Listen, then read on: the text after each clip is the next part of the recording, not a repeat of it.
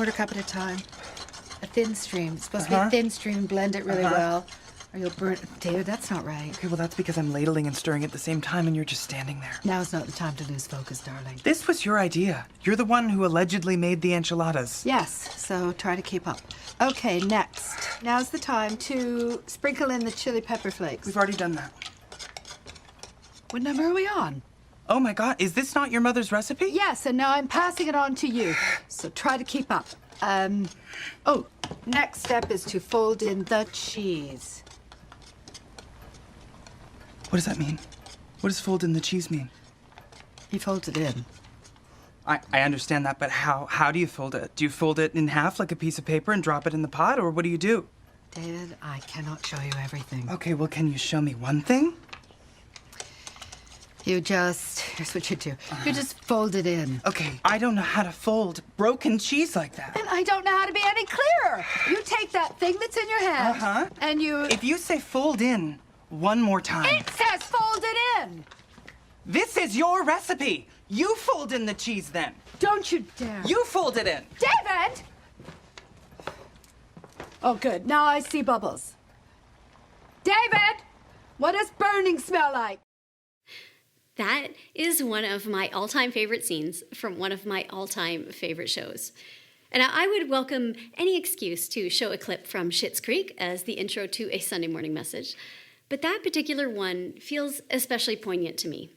Both, like on a personal level, that scene just kind of feels like the motto for my life. Everywhere, all the time, I am just trying to fold in the cheese, man, and I don't have a clue. Aren't we all? But I also think that it speaks well to the place that we currently find ourselves in Philippians as we start to approach the conclusion of our Heights of Harmony series. Like in a lot of ways, I feel like today's passage is how to last week's passage. If you had a chance to catch that message, you'll remember that Jeff walked us through the Apostle Paul's very simple, very easy instructions to just not be anxious about anything, ever. To just simply rejoice in the Lord always. I will say it again, rejoice. But how? Because have you met life? Just be anxious for nothing, just like fold in the cheese. That's how I feel. So we did get started last week with a bit of the how by looking at what it means to bring our anxieties to God through prayer and perpetual thanksgiving to meet God in the midst of whatever else is swirling around us. But I think these next few verses are where the white-hot how really starts to come into focus. Where we see the footsteps hidden in the ground that truly can lead us into a new way of seeing and being that makes that real from the inside out. So we'll start back at Philippians 4, verse 8. Finally, brothers and sisters, whatever is true, whatever is noble, whatever is right, whatever is pure, whatever is lovely, whatever is admirable, if anything is excellent or praiseworthy, think about such things. Whatever you have learned or received or heard from me or seen in me, put it into practice, and the God of peace will be with you. I don't know how that passage strikes you in light of whatever anxiety-inviting storms you are facing these days. I know I've got a few. And maybe, like me, you read those words and you think, okay, but I've got real problems to solve, Now is not the time for skipping around in the daisies, thinking about whatever is lovely, whatever is pure. I need wisdom. I need direction. I need action. I need a plan for what to do in the eye of this storm. And yet somehow Paul is saying that these are exactly the things to do in the eye of every storm. To get your butt over there and skip around in the daisies, metaphorically speaking, or maybe not.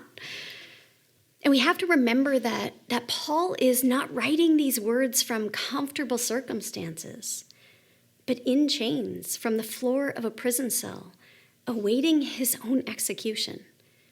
He is speaking from the eye of the storm. I have to listen differently then. The finally at the front of this passage is important. This isn't actually the end of the letter yet, so it's not that kind of finally, like when you're signaling your audience that you're just about done with your thoughts. It's not there for chronology. It's there for emphasis. It's a finally meaning that everything has been leading to this. It's the finally to all he was saying in the few verses previous. It's the finally to everything he's been saying throughout this whole letter. And I think it's actually the finally that Paul is saying to everything he's been teaching them through his entire however many years of gospel work among them. He's saying, this is the thing that I ultimately want to leave you with. Do this thing. And so what is that thing? What are we to emphatically do? To fix our thoughts on goodness, on what is lovely, pure, noble, and true. To immerse ourselves in that worldview. And don't be mistaken, that is not a soft strategy. That's actually an incredibly powerful move. And the only one that ultimately works in the eye of an anxious storm.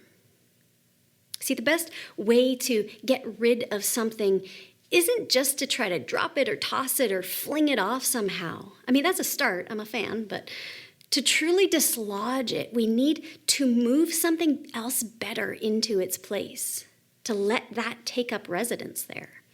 Now, the best way to push out the bad is not by trying to push out the bad, but to simply pull in the good and let that do its work.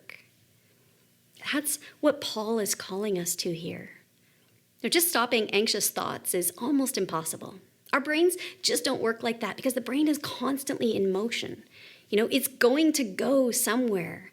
So the key is to actively turn the direction.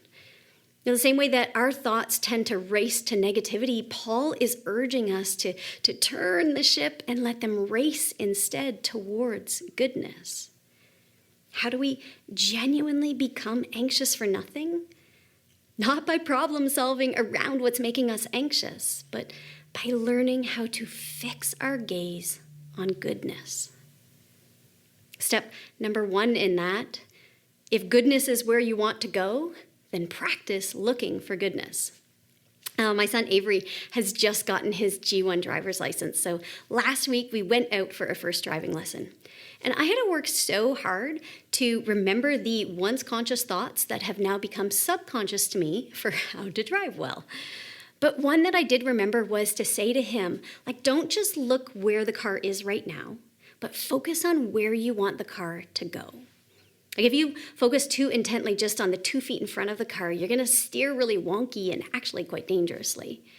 So fix your gaze further down the road, and the drive will go much more smoothly, and it will get you where you actually want to go. And I think that's what Paul is doing in this passage as well. He's saying, train your eyes to look beyond just those 2 feet in front of you, to find the expansive and abundant goodness present all around you. And that will begin to displace the focus that we so naturally have on anxiety and fear. If we practice looking for goodness, we will see more goodness.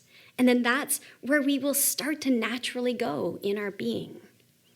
And in case you're wondering what goodness looks like, he says, here are a few markers. And he starts with whatever is true. I love that this is where it begins, that this one is the foundation. Now, this is not a cultivation of delusion. It's not telling ourselves pretty little lies. There's no way that little tub of ice cream has 1,200 calories. It must be mislabeled. We're not lying to pretend things are better than they are. Right? Paul is not calling us to a denial of reality, but to, I never know whether to say an ascension into a higher reality or a dive down into a deeper reality, but that. It's not a move away from what's true. It's a move deeper into what is even truer. He's not even telling us to look away from our grief, our pain, or our suffering, but to, while holding them in honest and close view, to also look beyond. To not stop here, but to see what's even truer than the thing that's more obvious and visible on the surface. And we're not even talking about true as in accurate information, though we could start there, but true north type true. Things that are real in the most meaningful of ways, things you can trust, things that are solid, a trueness of spirit. And then whatever is noble, or some translations say honorable. That feels like an increasingly scarce commodity in a lot of the content we take in a day, doesn't it? And when's the last time that you saw something and thought, that's really noble? Evoking respect, dignity, reverence. Noble things, holy things, higher things. And then whatever is right, whatever is just. Not like right and wrong, black and white. This isn't measuring correct doctrine or moralistic living. He's talking about the stuff that's just right in your soul. The stuff that's all goodness with no shadow. He's talking about what's pure. In fact, that's the next word he uses, pure, like clean water running down a mountainside. Pure, like holy. Things of integrity, things of innocence. Culturally, we are so eager to know the cynical underbelly of things, to understand what's on the dark side, to have and to feed that knowledge. When's the last time you intentionally went looking for or tried to cultivate a spirit of innocence? I feel so thirsty for this one. And whatever is lovely, it isn't talking about like lovely pink frilly tablecloths, unless that's your thing. But lovely meaning that which calls forth love, that which is love-inspiring. And whatever is admirable, what's worth admiring, look for that, Paul says. And I love the language on the last two. If anything is excellent or praiseworthy, there's an allowance here, a grace to accept that maybe most of what you're seeing right now feels like a dumpster fire. But is there anything out there, anything at all that is excellent and worth applauding? Any higher good?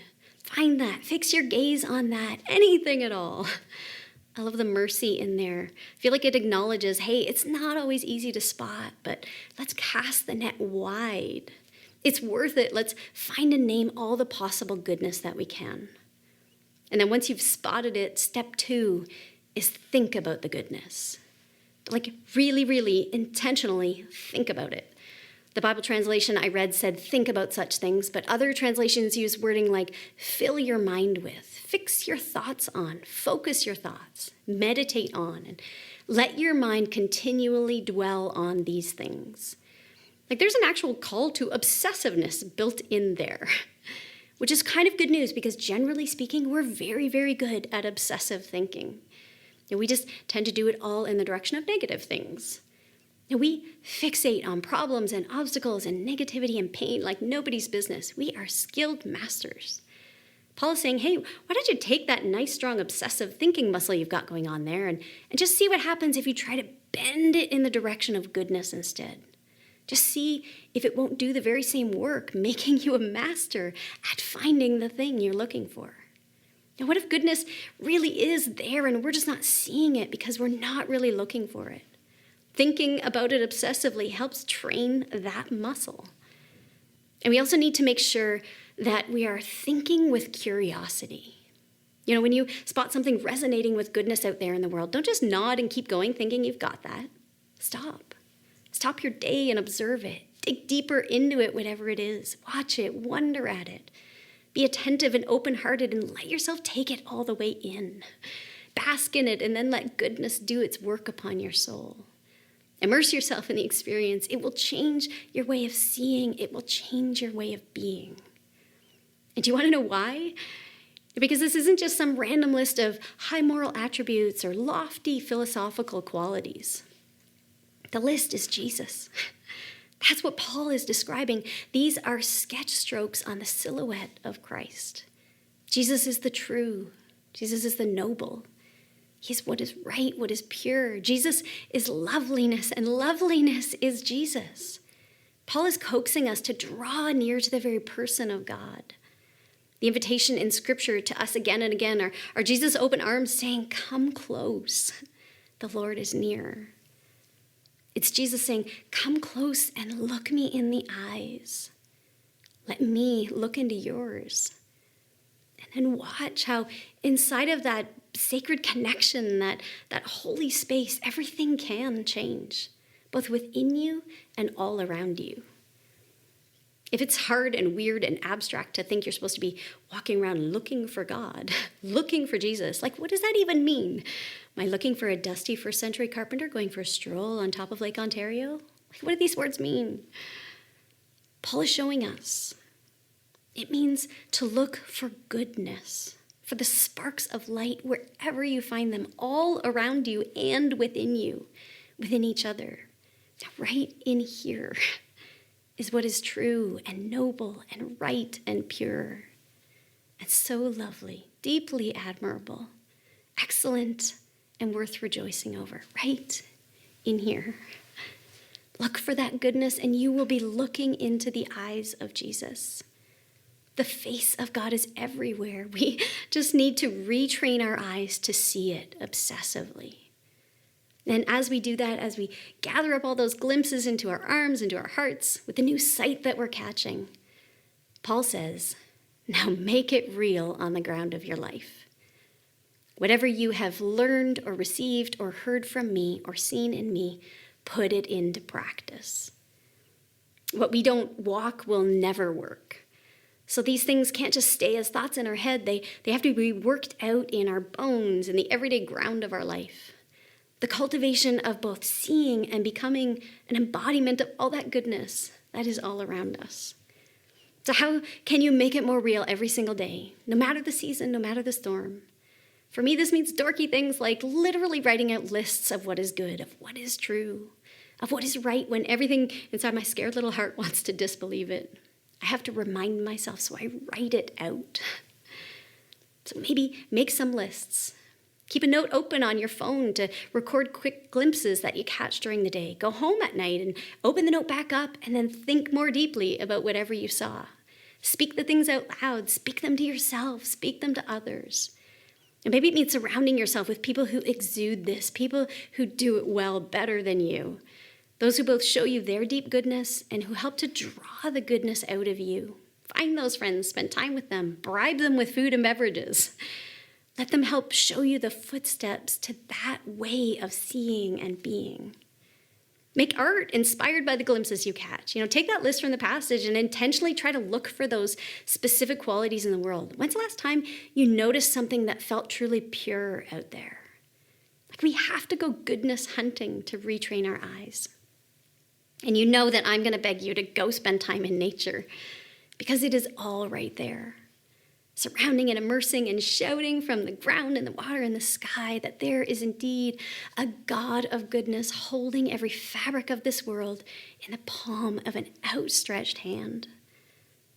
And that is actually how Paul brings this passage to conclusion. He says, whatever you've learned or received or heard from me or seen in me, put it into practice, and the God of peace will be with you. Note, he doesn't say that peaceful circumstances will be with you. Unfortunately, that's not the promise. But that you can be carried through, held steadily in the tender, strong hand of the God of peace? Absolutely. That your eyes and heart and body can increasingly be attuned to goodness even in the midst of unbelievable storms? Yeah. I am so far from being skilled in this realm. But I see more today than I saw yesterday. And I know that I will see more tomorrow than I can spot right now. And I believe to the bottom of my toes that this is the only way that resurrection happens. That continuous journey from death to life that we are all on.